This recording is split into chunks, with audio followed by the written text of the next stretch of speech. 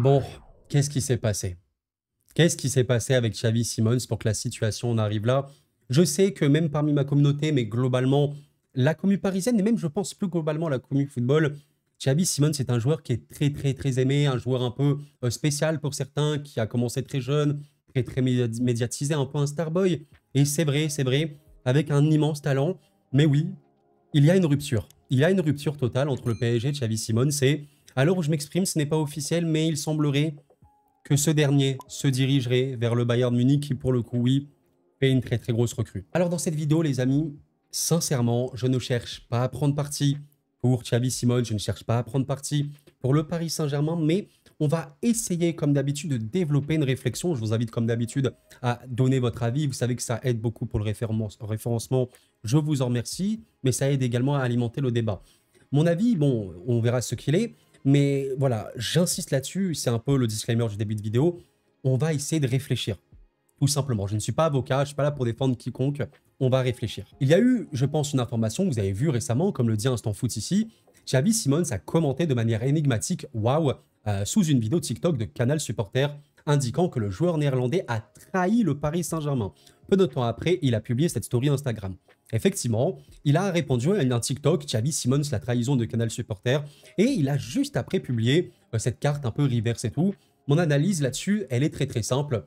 Xavi Simons, lui, bon, il a à peu près sa vérité, hein, il connaît évidemment mieux le dossier que nous. Il considère que non, ce n'est pas lui qui a trahi le PSG, mais c'est bien le PSG qui l'a trahi. Ok, on est à peu près d'accord. Alors pourquoi je fais aussi cette vidéo? Parce que ça va me permettre également de parler de, on va dire, la globalité de l'institution parisienne qui, il faut être honnête, voilà, je suis supporter parisien, je pense que je l'ai assez dit sur cette chaîne, même si vous me découvrez, je pense que ça se voit quand même. Mais j'ai absolument aucun problème à dire quand le club fait des choses mal, quand le club va pas bien. Je ne suis pas du tout dans le clubisme. Défendre mon club coûte que coûte, quand même quand il a des gros torts, pas du tout. Donc, moi, ce que je veux dégager dans cette vidéo, c'est Xavi Simons. Ça ne vous rappelle rien quand même? Je suis désolé, mais je suis d'accord pour dire que oui, le PSG, il y a des dossiers qui sont bien gérés. Il y a des dossiers qui finissent plus ou moins bien. Ok, on est à peu près d'accord. En date, là, les derniers dossiers, bon, je sais pas, Verratti, peut-être qu'il n'a pas eu l'hommage du siècle, mais l'histoire avec Verratti, on va dire que globalement, elle était assez ok. Di Maria, il est parti vraiment légende, il pleurait avec ses enfants, avec sa femme et tout. Bon, ok, il y a des dossiers qui sont bien gérés par le PSG.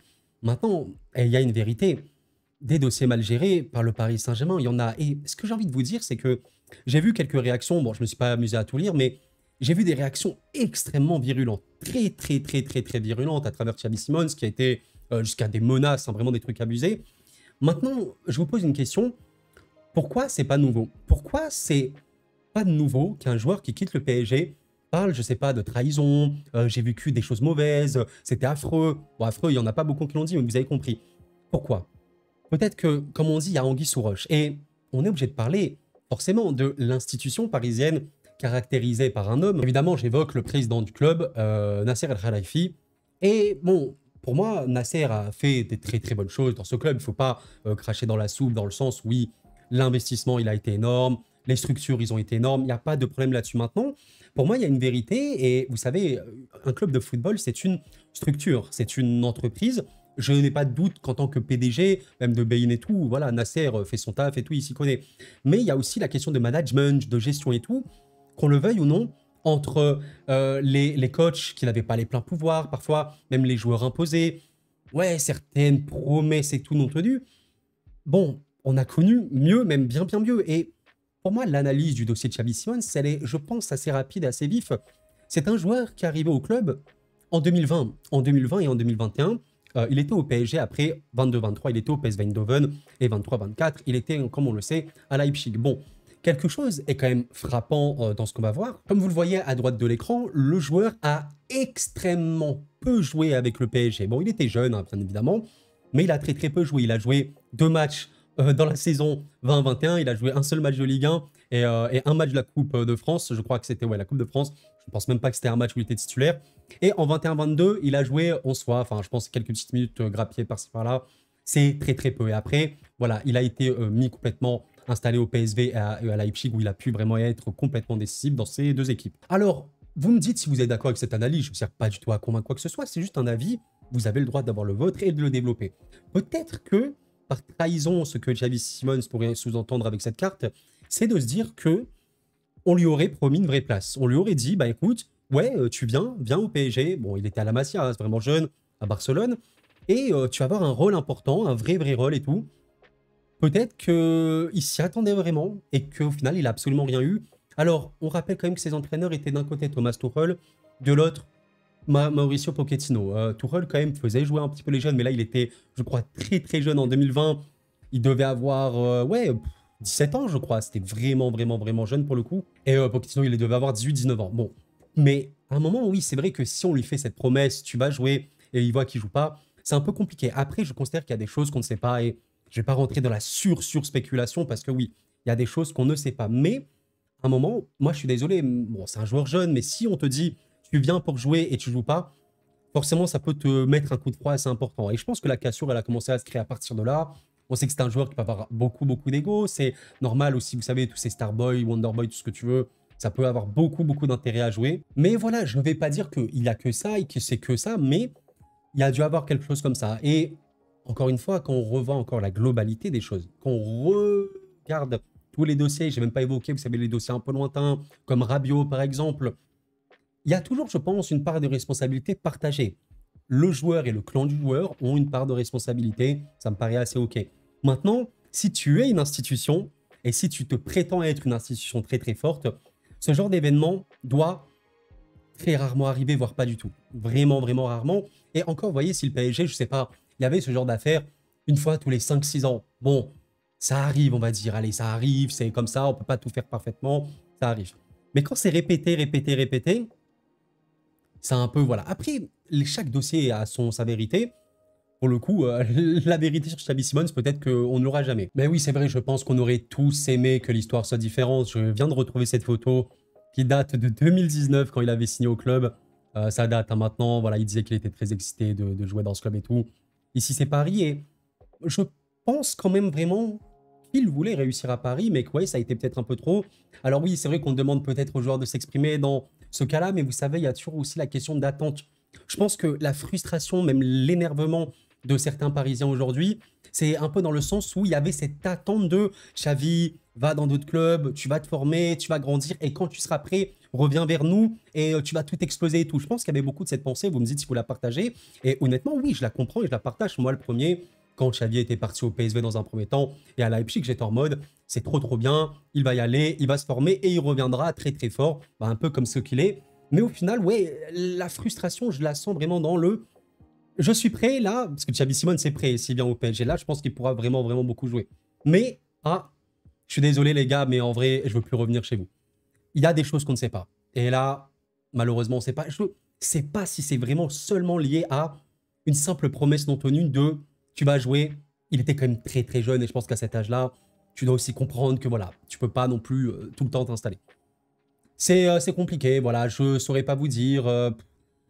C'est une réflexion à avoir. Mais voilà, je pense quand même qu'il faut avoir un peu de recul quand même, parce que je comprends la frustration. Il faut aussi être mesuré et se dire que oui, il y a sûrement eu des problèmes avec Xavi Simons. Oui, il est sûrement peut-être coupable de certaines choses, mais il n'y a pas de hasard. Sincèrement, s'il y a autant de dossiers bizarroïdes comme ça avec le PSG, c'est pas un hasard. C'est pas parce que tu t'appelles PSG que tu dois avoir à chaque fois des dossiers qui peuvent finir très très très très mal.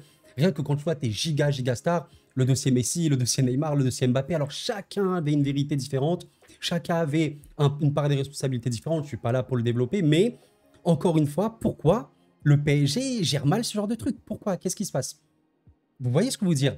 Si on prend le cas du Real Madrid, alors il y a sûrement eu des dossiers mal gérés, hein, là comme ça j'en ai pas beaucoup, peut-être qu'on peut évoquer le dossier Hazard, ouais, bon, Hazard, c'était aussi spécial. Bale, peut-être Bale, ouais, je sais pas trop. Je connais pas du tout toutes ces affaires-là au niveau du Real.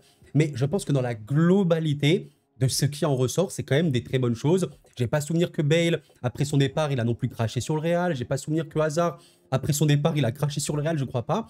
Maintenant, au PSG, je dis pas qu'il y a des joueurs qui crachent dessus. Il y a quand même beaucoup, beaucoup de joueurs, et bien heureusement, qui voilà, quittent le PSG, sont très très heureux, remercient le club, etc.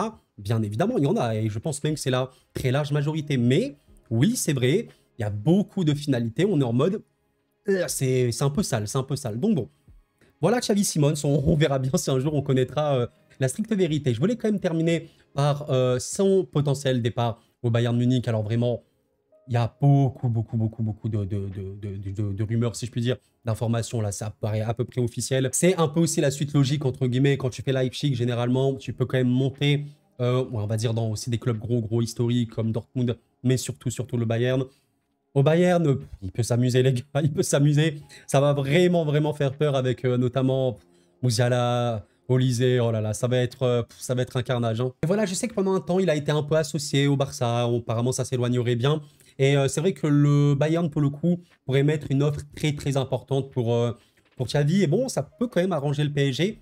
Si même on parle d'options d'achat obligatoire, ben, un gros prix. Alors, la Sport évoque 90 millions, ce qui est honnêtement énorme. Mais bon, il peut valoir ce prix-là totalement. Bah, mine de rien, bon, ben, chacun en trouve son compte, hein. Je pense que bah, voilà, si Xavi veut plus du tout revenir, il ne faut pas forcer, il faut arrêter avec les erreurs du passé. Il doit partir. Si le PSG veut un peu de liquidité, bah, il doit le laisser. Et basta, voilà, je pense que c'est à peu près OK. Peut-être qu'à l'heure où vous regarderez cette vidéo, il sera déjà un joueur du Bayern. Et écoutez, c'est ainsi. Les amis, c'était une courte vidéo. Je voulais quand même évoquer rapidement ce sujet-là sur Xavi. Vous me dites un petit peu ce que vous en pensez. Et juste pour conclure, j'aimerais dire quelque chose d'important, voilà. Soyons bien clairs, je trouve quand même que le PSG, ces derniers temps, a mieux fait les choses. Je suis totalement d'accord pour dire qu'il y a eu une phase PSG, on va dire, entre 2011 et peut-être 2017, avant que Neymar et Kylian viennent, où c'était, bon, il y avait des problèmes, hein, il ne faut vraiment pas dire, mais c'était à peu près stable, il y avait quand même beaucoup de puissance, mais cette question d'institution, il y avait des joueurs au-dessus d'institution. Neymar, Mbappé, Messi, c'était même pas, ils étaient au-dessus de l'institution, là c'était vraiment n'importe quoi et on l'a bien vu. Donc à un moment, je pense qu'il y a eu une remise en question. Alors je ne dis pas que tout est beau, tout est blanc, tout est vert et tout machin, et dans l'absolu, cette direction, Nasser qui a été aussi le visage de beaucoup de dossiers comme ça. Est-ce que partir serait le mieux? Bon, je pense pas du tout qu'il va partir, mais voilà, ça c'est une idée comme ça. Et que voilà, le PSG, on va dire, depuis que Luis Enrique est là, il y a plus cette volonté de se dire, allez, pour une fois, le coach, on lui laisse les clés. Tu vas tout faire et on verra. Tu veux des joueurs, on te les donne et tout.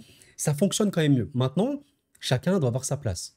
Le président, il doit avoir sa place. Le directeur sportif, il doit avoir sa place. Le coach, il doit avoir sa place. Les joueurs doivent avoir leur place. Donc, OK, pour dire qu'il y a eu des gros problèmes. Voilà, le dossier de Xavi Simons, il date de 2020 et tout.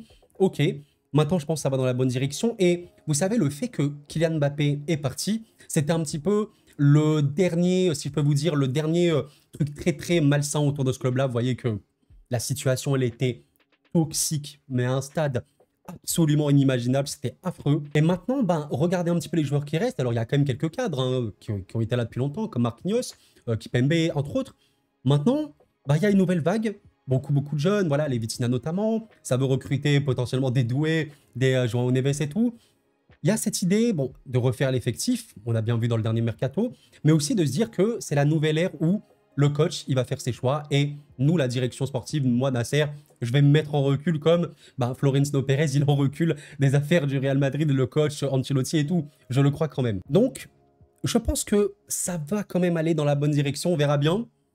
C'est toujours un peu compliqué. Vous me dites un petit peu ce que vous en pensez de cette, vous savez, de cette institution parisienne qui a été extrêmement décriée, que ce soit par les propres supporters du club, les supporters adverses, les journalistes ou même le monde du football en général.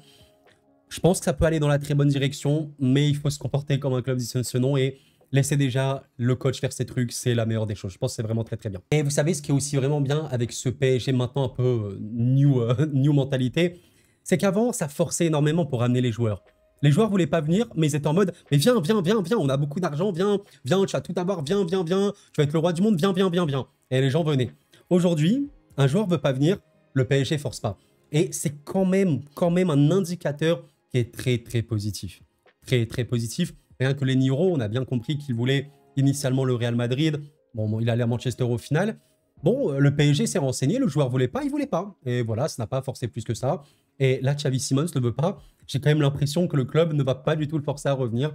Et peut-être que c'est, bah oui, c'est pas peut-être, c'est effectivement le mieux. Un club qui ne s'abaisse pas, qui ne se soumet pas à un joueur, qui ne lui propose pas la gloire et la richesse comme il a fait par le passé, je pense que c'est quand même quelque chose qui est mieux, qui a été aussi réfléchi. Et ça fait plaisir, mais je pense aussi que vous savez, cette Coupe du Monde au Qatar, ça a beaucoup influencé. Je pense que Nasser, l'émir et tout ont été tellement obsédés, tellement omnibulés par ça, qu'il fallait absolument ramener des stars, tout leur donner, machin.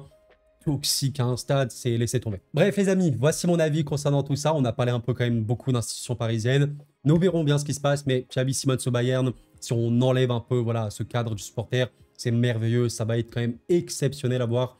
Waouh, on verra bien. Les amis, prenez soin de vous, c'était Koro, et la paix sur vous.